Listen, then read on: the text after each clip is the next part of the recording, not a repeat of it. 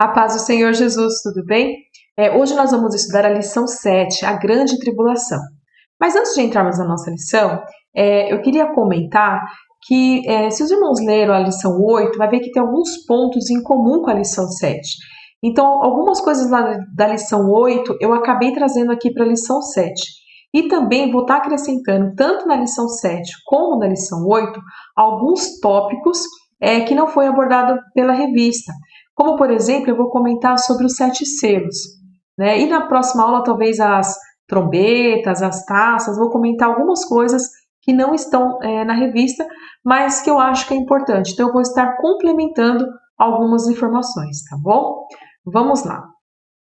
Então, relembrando, né, como a gente viu na aula passada, a grande tribulação vai ter 3 anos e meio de falsa paz e 3 anos e meio de grande tribulação.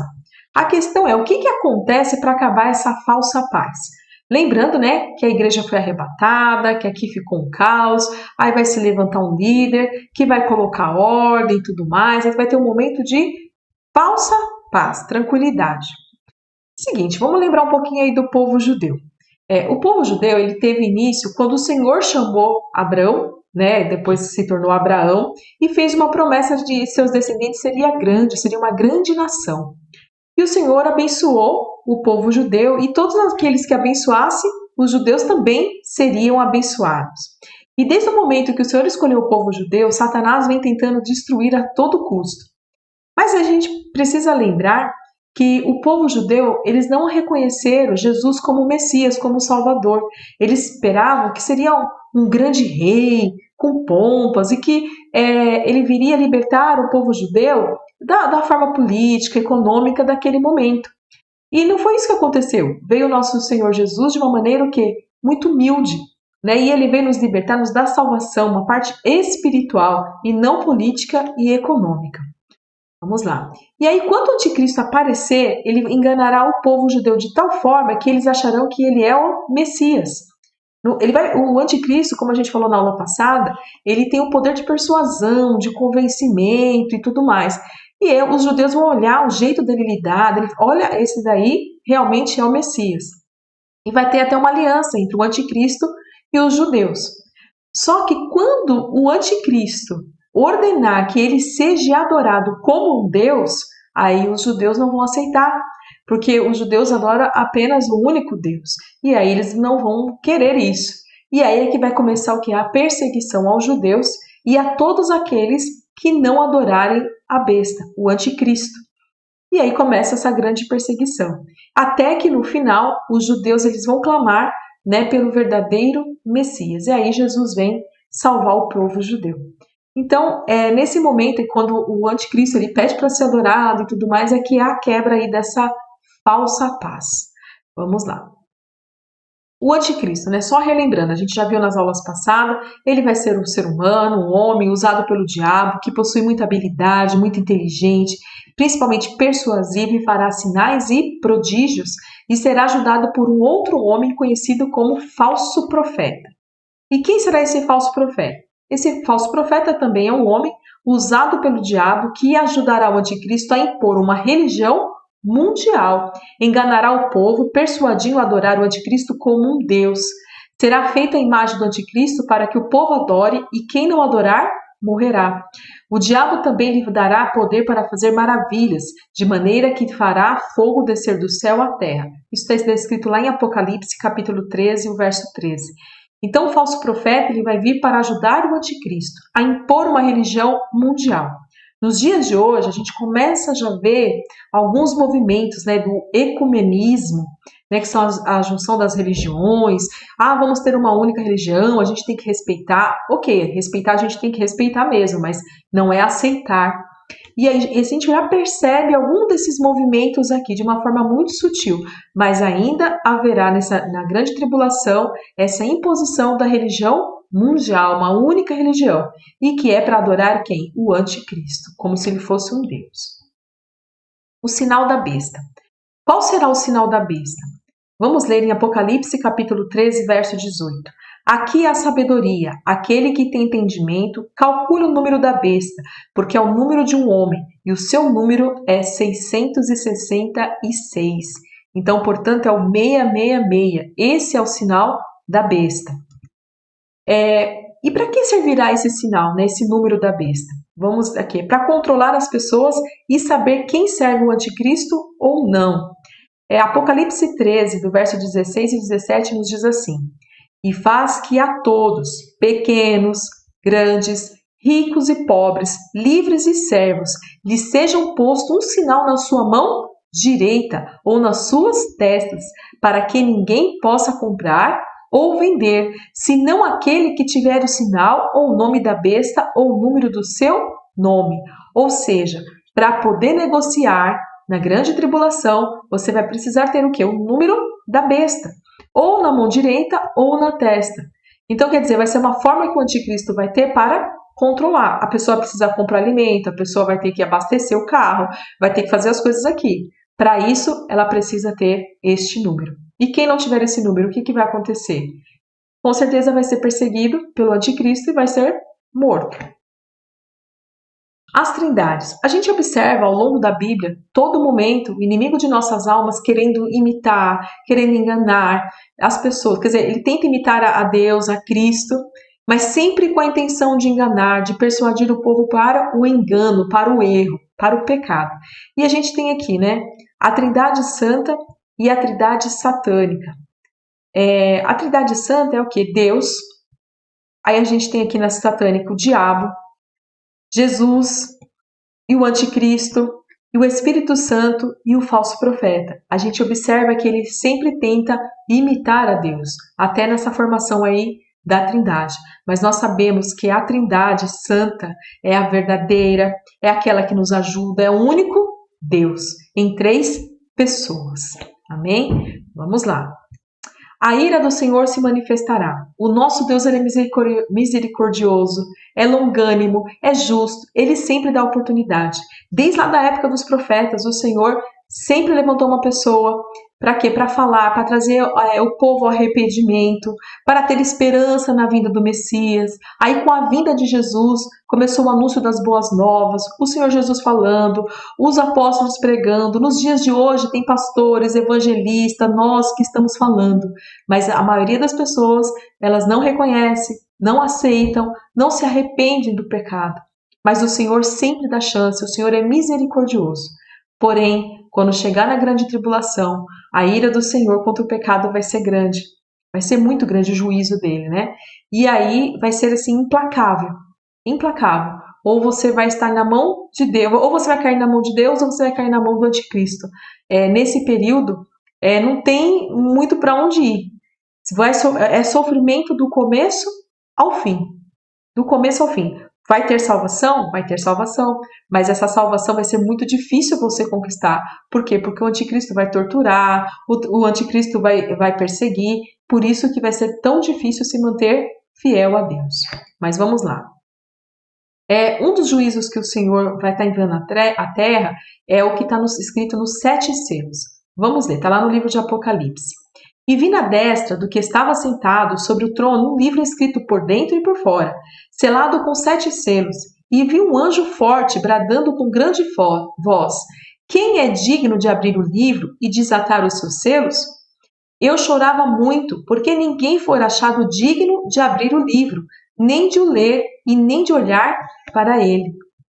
E disse-me um dos anciãos: Não chores, eis aqui o leão da tribo de Judá, a raiz de Davi, que venceu para abrir o livro e desatar os seus 7 selos. E havendo o cordeiro aberto um dos selos, olhei e ouvi um dos 4 animais que dizia, como voz, em voz de um trovão: Vem e vê. Aqui, quem viu, né, foi João. O Senhor revelou a João o que iria acontecer nos últimos tempos, que é o livro de Apocalipse que ele escreveu. E João olha, vê o livro e ele fica triste porque não tem ninguém digno para abrir. Mas aí os anciãos falam: não chora, porque tem um cordeiro. Quem é o cordeiro? Jesus. E ele começa a abrir, desatar esses selos. E aí a gente vai ver agora esses 7 selos.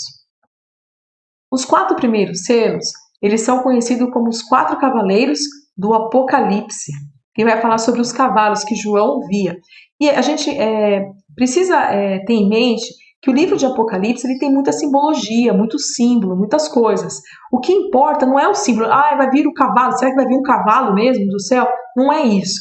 O que é importante a gente entender é a essência, é o que o Senhor está querendo nos revelar. Não a forma como virá essas coisas, porque isso era um símbolo que o João viu ali e descreveu, tá bom? Então, o primeiro cavalo, o primeiro selo é o cavalo branco. E olhei e eis um cavalo branco, e o que estava sentado sobre ele tinha um arco, e foi-lhe dada uma coroa, e saiu vitorioso e para vencer. Apocalipse 6, verso 2. Esse cavalo branco, esse cavaleiro, ele é o anticristo imitando Cristo. Vamos lá. Segundo selo, cavalo vermelho. E saiu outro cavalo vermelho, e ao que estava sentado sobre ele foi dado que tirasse a paz da terra e que se matassem uns aos outros. E foi-lhe dada uma grande espada. Apocalipse 6, 4. Então esse cavalo vai fazer o quê? Ele vai tirar, vai ter um momento na terra que não vai ter a paz e os homens vão começar a se matar. Vai ter muita confusão, muita intriga e eles vão se matar entre si. O terceiro selo, cavalo preto. E olhei e eis um cavalo preto, e que sobre ele estava sentado tinha uma balança em sua mão. E ouvi uma voz no meio dos 4 animais que dizia: uma medida de trigo por 1 dinheiro, e 3 medidas de cevada por 1 dinheiro, e não danifiques o azeite e o vinho. Apocalipse 6, do 5 ao 6. O que ele quer dizer? Vai ter um racionamento de comida, as coisas vão estar muito caras. Se hoje nós reclamamos que alguns alimentos, alguns produtos estão caros, nessa época vai estar muito maior. Vai ser um absurdo. Então vai faltar comida, as pessoas não vão ter condição. Então as pessoas vão morrer de fome também. O quarto selo, cavalo amarelo. Vamos lá. E olhei e eis um cavalo amarelo, e o que estava sentado sobre ele tinha um nome Morte. E o inferno seguia, e foi-lhes dado o poder para matar a 4ª parte da terra, uma espada e com fome, e com peste e com as feras da terra. Apocalipse 6, verso 8. Então vai ter um momento que vai vir como se fosse o espírito da morte, né? E as pessoas vai levar esse espírito da morte, a gente não sabe se é uma doença, o que vai acontecer, mas 1/4 da terra será, uma 4ª parte da terra que a Bíblia fala, será morta. Será dizimada, né? E aí ele fala aqui com peste, com fera, vai ser coisas terríveis, né? Então matará a 4ª parte da terra por meio de guerra, fome, peste e ataques de animais. Aí acabou dos cavaleiros e começa aqui o 5º selo, o clamor dos mártires. Está lá em Apocalipse 6, do 9 ao 11, que diz: E havendo aberto o 5º selo, vi debaixo do altar as almas dos que foram mortos por amor da palavra de Deus e por amor do testemunho que deram. E clamavam com grande voz, dizendo: Até quando, ó verdadeiro e santo dominador, não julgas e vingas o nosso sangue dos que habitam sobre a terra?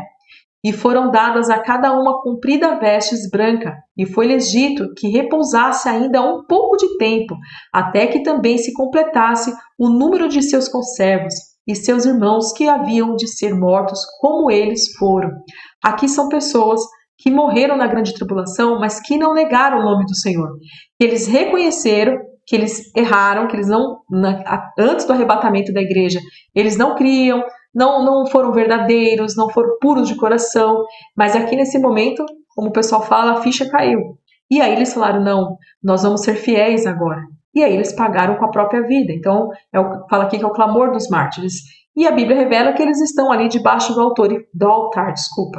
E fala para o Senhor, até quando que a gente vai ficar aqui? Até quando que não vai ficar esse tempo, que não vai ter um julgamento final do anticristo, do falso profeta? E o Senhor fala, olha, espera mais um pouco, porque vai ter outras pessoas que vai se juntar a vocês até que o fim venha de vez. O 6º selo, grande terremoto. E havendo aberto o 6º selo, olhei, e eis que houve um grande tremor de terra, e o sol tornou-se negro como saco de silício, e a lua tornou-se como sangue. E as estrelas do céu caíram sobre a terra, como quando a figueira lança de si os seus figos verdes, abaladas por um vento forte. E o céu retirou-se como um livro que se enrola, e todos os montes e ilhas foram removidos dos seus lugares. E os reis da terra, e os grandes, e os ricos, e os tribunos, e os poderosos, e todo o servo, e todo o livre, se esconderam nas cavernas e nas rochas das montanhas, Apocalipse 6, do verso 12 ao 15. Vai ter um grande terremoto na Terra. E o que vai acontecer, além desse grande terremoto? O Sol vai se escurecer. Então a gente sabe que no momento que aqui no Brasil, por exemplo, está sol, no Japão está noite. Então, no Brasil, o Sol, se tiver sol de dia, né, vai estar escuro, e a Lua lá no Japão vai estar como se fosse sangue, avermelhada. As estrelas do céu cairão. O pessoal fala como se fosse uma chuva de meteoro. Cada um tem uma explicação. Mas o que vai acontecer? Algo terrível. E todos vão ficar com muito medo. As ilhas, os montes, eles serão removidos, vão cair. A gente tem visto agora, essa semana, né, esse grande terremoto que teve na Síria, na Turquia. Olha que devastação. Aqui vai ser muito, mas muito pior.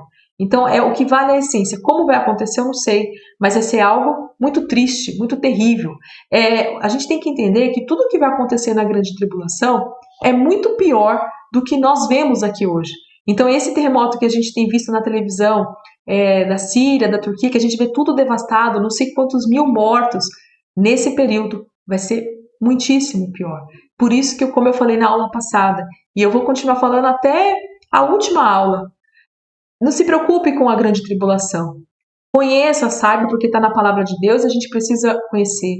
Mas saiba o que você precisa fazer para você ser arrebatado e não passar por isso. Se tem mágoa, se tem tristeza, peça perdão ao Senhor, porque esse período vai ser terrível. Não queira ficar aqui, não queira. Vamos morar no céu com o Senhor, porque quem for salvo nessa hora vai estar muito tranquilo, vai estar, olha, na paz plena e perfeita que o Senhor pode nos dar. Amém? Vamos lá para o último selo. E o sétimo selo é o quê? Um silêncio. E havendo aberto o sétimo selo, fez-se um silêncio no céu quase por meia hora. Apocalipse 8, verso 1. Então ficou um grande silêncio aí por quase meia hora. E aí depois vai começar o quê? As 7 trombetas. A gente tem aí as 7 trombetas, as 7 taças. Fala-se também de uma forma ali, só citando sobre trovões, que na Bíblia não revela exatamente o que vai acontecer.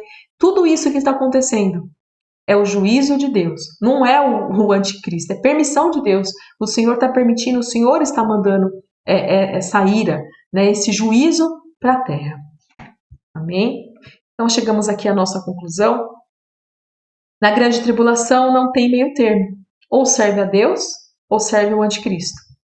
Se servir a Deus, cairá na mão do anticristo e sofrerá muito, mas se for fiel, será salvo. Lógico, vai pagar com a própria vida, mas vai ser salvo. Se servir o anticristo, cairá na mão de Deus e sofrerá muito e não terá mais salvação. Então não tem o que escolher. De uma coisa ou outra que você escolher, você vai sofrer. Você não, né? Quem ficar aqui? Porque eu creio que eu e você vamos estar na glória com o nosso Deus. Que Deus os abençoe e uma ótima semana.